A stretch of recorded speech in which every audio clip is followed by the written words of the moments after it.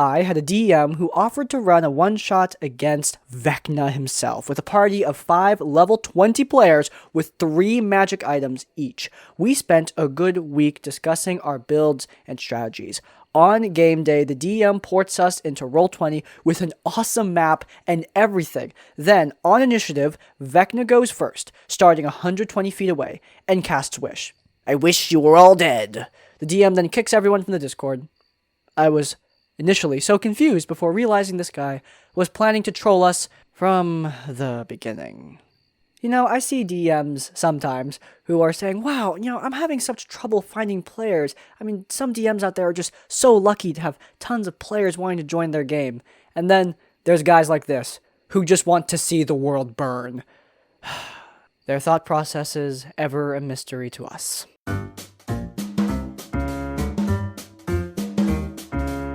Not my story, but I was the wall for this friend to vent at, and I even got to talk to the DM a few times, and hoo boy, this man is a cryptid of DMing. Most of this was told to me by my buddy, but I will mention when I was present. My buddy, B, and his wife joined a Discord-based group with an old friend of theirs whose best friend was a dungeon master. He will go by the name of Dingus for this story. They heard from some mutual friends that he was a pretty cromulent dungeon master. He had run a few successful campaigns before this point, and they were largely excited to play. Buddy B got to meet the other players, and it was him, his wife, 3 other mutual friends, one of them being the girlfriend's brother, and the last player, who happens to be Dingus's aforementioned girlfriend. They didn't think much of it, and they had their session 0 where they wrote up all of their characters. Red flag right away, the DM actually made a point to decide for the girlfriend what they wanted to play, and by the end of it, she was basically given an edgy rogue archetype. A bit odd, but not the end of the world. It was her first session, so perhaps she just needed help with the rules?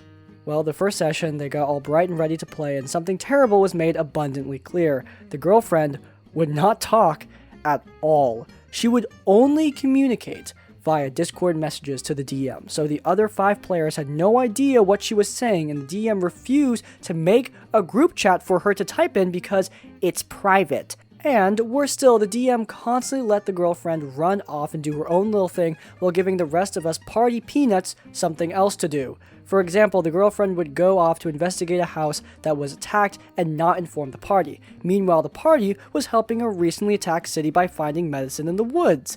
The DM would give them a singular nature check, while Dingus and his girlfriend would message back and forth in private chat for upwards of an hour, leaving the party completely in the dark and with nothing to do besides browse Reddit and be bored. This continued for another session or 2, and this is when he brought it up to me. I myself am a DM and told my best buddy right away that nope, this is not how it should be and he should communicate with Dingus about his favoritism. He proceeded to do so, and Dingus, of course, gave a BS response about how the players aren't engaging enough with his world, and what his girlfriend does should be private, and by no means should the party have access to that information. So no headway was made in that evening. Next session, the girlfriend changed characters, and Dingus introduced her new one. She was the right-hand wizard of the king himself. She was given a full parade as she returned from a great battle outside the city, and no matter what the party did, they were not even able to get close to talk to the girlfriend's character. They were forced to do missions for the wizard's second in command to even get the chance to talk to her. It was at this point in the story that I was able to meet Dingus himself, and it was a moment. We were shooting crap, talking about what it's like to be a DM. I don't get to meet many DMs, so I love having these little conversations to get tips and advice I can apply in my own campaigns. Buddy was there too, listening, and it was relaxed. I was getting a read on this guy, and I am thinking, at this point, love-struck loser who can't disconnect his girlfriend from the game. He has had successful campaigns before, so I'm thinking that's gotta be it. So I asked him his philosophy of DMing, and this is what he said. The player fun does not matter at all. You have a story, and it's their responsibility to follow it 100%. And if they don't, you have the power to kill their characters. I could not even process it at that moment and gave my own take that D&D is a cooperative game between everyone at the table, and the story and its direction is as much their choice as it is the DM's. What did he do? He doubled down. He responded with, player choice should not matter in the slightest, and it is unfair to the DM for the players to break what narrative they have prepared. So, I left the call right away and told B that that was one of the most toxic people I had ever met. B agreed, and he asked the DM, again, to tone it down. Of course, nothing happened, so he decided to ask the girlfriend what's going on. Turns out, she actually wanted to text in general, and the DM was telling her no. She kept getting pulled into these one-on-one encounters, and she hated them just as much as the other players. So, in an attempt to break out of it, she made another character, to which the DM responded by giving her the wizard, and she hated that just as much. After that, Buddy left the game alongside basically everyone else, and GF left Dingus very shortly after. B is now running his own campaigns in the group, and they're having an absolute blast with it. Well, looks like this was fun for literally absolutely nobody. Maybe the GM, but he ended up getting broken up with, so yeah, maybe not so much there either. Look guys, favoritism does not work out, and this addresses something that we don't often see. Favoritism can often be very unfun for the person being favorited. I mean, clearly, the girlfriend is not having a good time here. She's getting pulled away from the group into these awkward one-on-one sessions, and worse than that, she's new to D&D. She has no context for what's supposed to be happening. It's generally not good. I really hope she tried D&D again with a GM who is treating her the same as the rest of the group. Favoritism is not fun. It leads to really bad stuff in your D&D game. And like I've said many times, always try to fall back on the rules. If you feel like you're favoriting someone, check the rules. Make sure you're following them. They're set in stone. They're concrete. As long as you're following those, you're good. Go through your plot with a fine-tooth comb and make sure that everyone is getting their chance in the spotlight. That way, you make sure that everyone is also having a good time. Let me start off by saying that I have been enjoying our campaign thoroughly. Our original party had a Moon Druid, Ranger Rogue, Monk, Wizard, and Spore Druid, myself. We lost a Cleric along the way due to scheduling issues. This is my first time playing D&D. Our whole table is relative newbies, except for the Wizard's player. Our Moon Druid did something stupid during a dungeon crawl, and we ended up having to fight a horde of enemies at once. That, combined with some bad luck, our wizard dies. His player was the face of our party and was grumpy and bossy and had a lot of main character syndrome. He makes a new character who is a paladin. He is now trying to insert himself into every aspect of the game. We spent a long time deciding on a guild name, and he's trying to change it to make it his name instead. My character has a romantic interest in an NPC paladin, so our party's paladin says that he's the NPC's best friend and that they're actually trained together as kids. Except that it chronologically made no sense. He says that his paladin knows virtually every important person on the homebrewed continent. We are literally level 7. His wizard was also a big reason that a lot of the bad things that happened in our campaign happened. But he's like, yeah, my paladin's gonna whip these guys into shape. I know that he's looking to hurt the Moon Druid because he says that it's the Druid's fault that the wizard died in the first place. He says that his paladin was also friends with his previous wizard?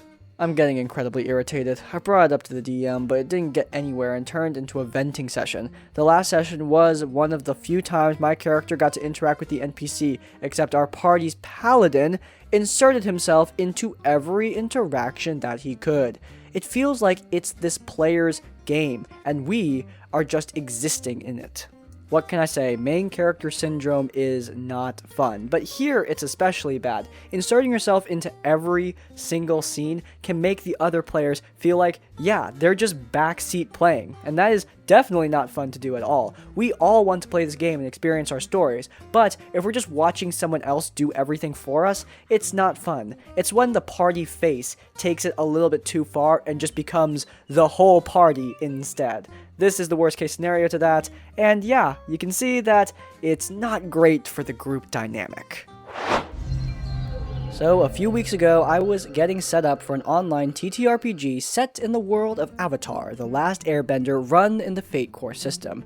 I invited 5 friends to it, 3 of whom expressed immediate interest, and 2 of whom, Rob and his wife Alice, said they weren't sure if they had time to participate, but thought it sounded cool. So, I just went ahead and ran the game with the 3 players I had, and after 2 weeks of fun, interesting sessions, Rob told me that he and Alice might actually be able to find some time to play, and he just about begged me to let him join, despite my reservations about playing with so many players and adding new players mid-campaign.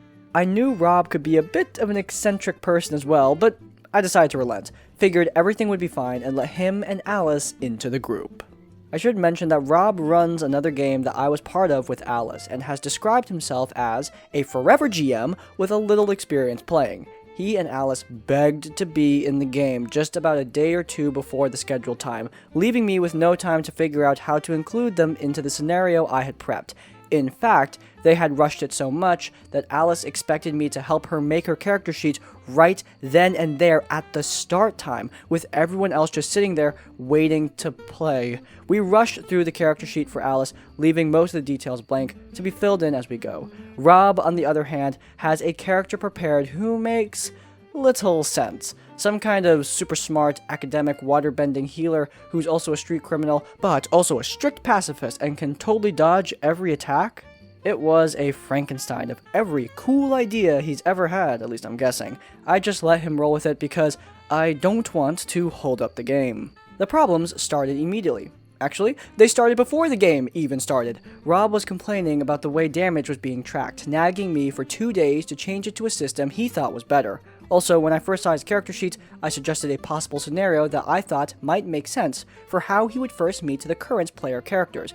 My casual, one-sentence-long idea was immediately met with hostility from Rob, accusing me of writing a script that I wanted him to act out. He suggested they would be better if his and Alice's PCs had just been there the whole time, and to skip an introduction early. And of course, what I was trying to do was stupid, and for rookie game masters. So, we start playing, and the new player characters are meeting the existing player characters in a scenario that sounded a lot like the one I suggested to Rob, with his character trying to hustle the existing player characters out of their most valuable possession. Before I can narrate what I think happens in the scene, Rob starts rules lawyering, dictating to another player that their character has to fall for their hustle, upsetting this player in real life and making them really quiet for the rest of the night. I try to just roll with it, not wanting to ignite an argument.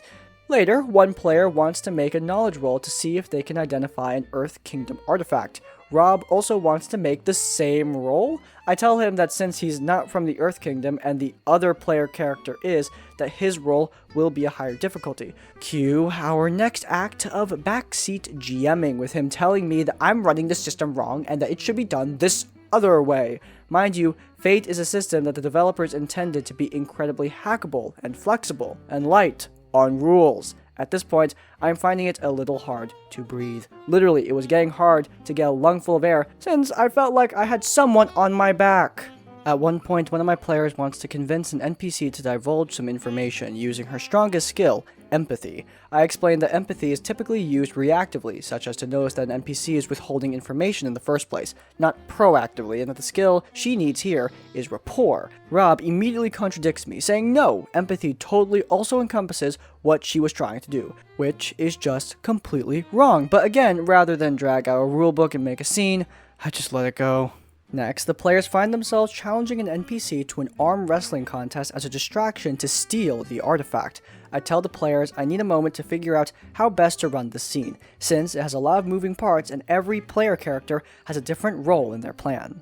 Before I can take a moment to decide anything or figure out how to handle it as a game master, Rob is telling me that this should be run as a skill challenge. Obviously, I didn't want to have an argument live in the Discord in front of everyone, so I just sort of agreed to it. My body is just shaking at this point from sheer nerves. It's been 3 hours of getting backseated, including a dozen smaller nitpicks from Rob I've omitted here, and finally, our session is wrapping up. The players surprisingly got through all the content I had pre-planned for them a little faster than I expected, so it was time to let the players decide where they want to go or do next. Rob suggests, well, this is usually when the compels start coming out, so what if we get attacked by the people pursuing this other player character? This other player character is uncomfortable and says they'd rather not do that since they just fought those enemies last session. Rob and Alice steamroll the player, ignoring her objections, and declare that the antagonists are here now. Again, I hesitate to put my foot down. I know in retrospect that I should have long before this, and I go along with it. The established player characters just want to keep their heads down and avoid the bad guys, but not Alice and Rob, who go charging in looking for a fight. I finally get fed up and decide to just end the session there.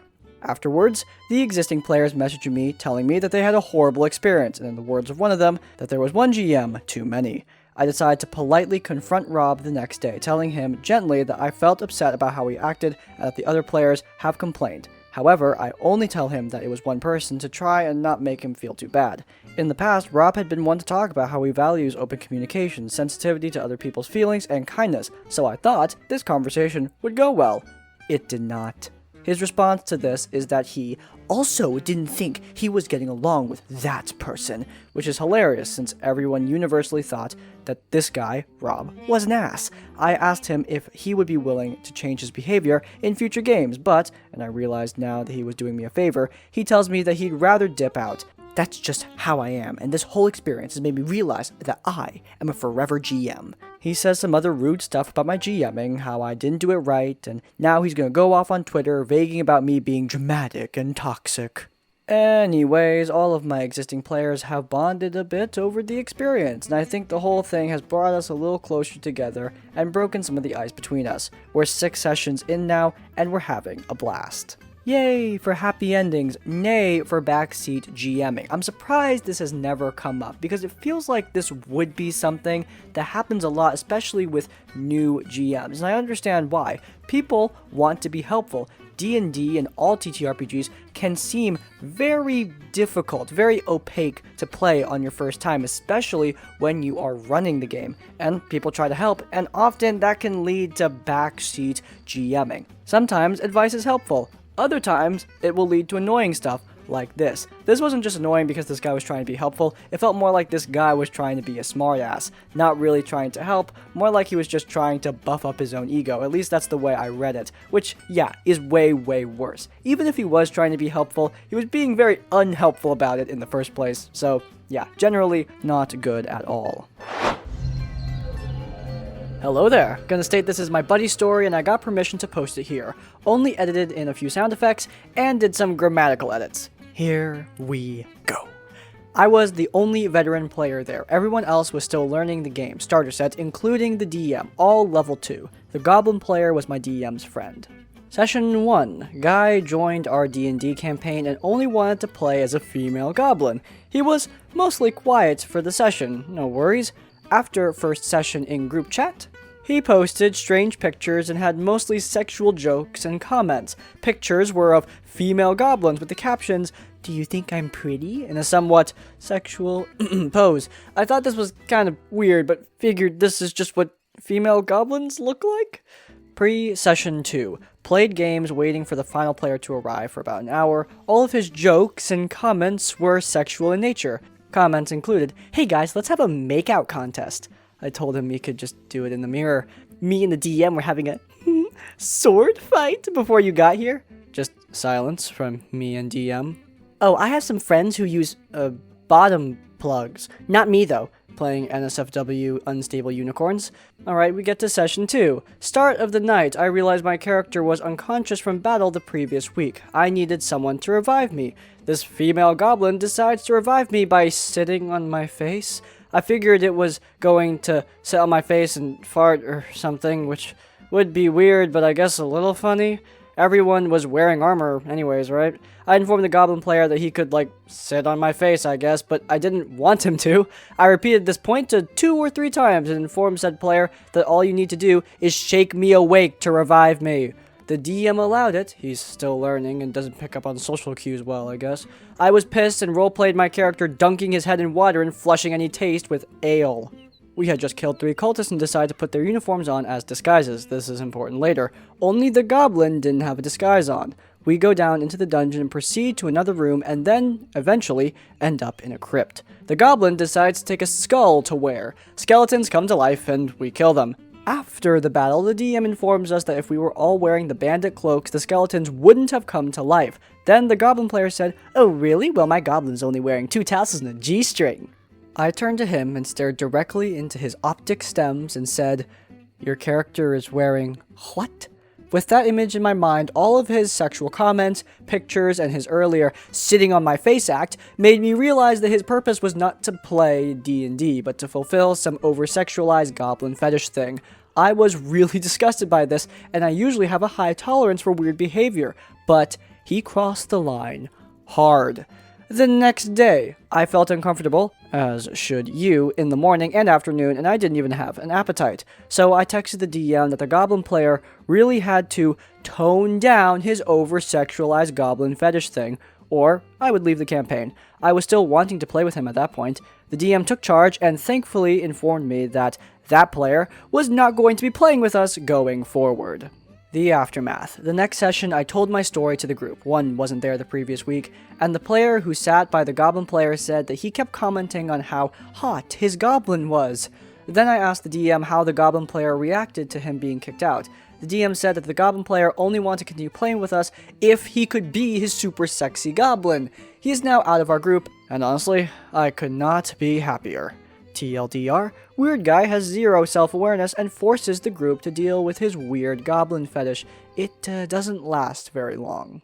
Look guys, you can play whatever type of D&D game you want. If you want to play a super sexy goblin fantasy game, you know, that's your prerogative, but you need to play with a group who also wants to experience that same type of fantasy. And clearly, this group is not it. And also clearly, the player behind these antics didn't care if his group were with him on this whole journey that he was going on with his goblin character. That is the real crime here. You need to care about your other players, not just their characters, but the other players that you're playing with. You need to make sure that they are comfortable with what's happening at the table. And if you are playing content that is making other members of the group actively not have fun, then, to put it bluntly, stuff needs to change. I'm glad that for once in a story, we get a DM who simply removes a player when they're not willing to change in the first place. Good stuff, love to see it. Alright, and that is all I have for today's episode of RPG Horror Stories. If you guys did enjoy it, then please do leave a like. If you guys want to see more of my content, then you can check out our Tabletop Tavern Tip series where we cover Dungeons & Dragons advice for DMs and players, old and new. And while you're there in the cards, subscribe to Crispy's Tavern to get more of our content right as it comes out. And finally, if you want to leave your own stories or thoughts, go down into the comments down below. If you cannot think of a comment, leave the comment Backseat DM to let me know you made it to the end of the video. In essence, like, comment, subscribe. I will see you all next time. Farewell.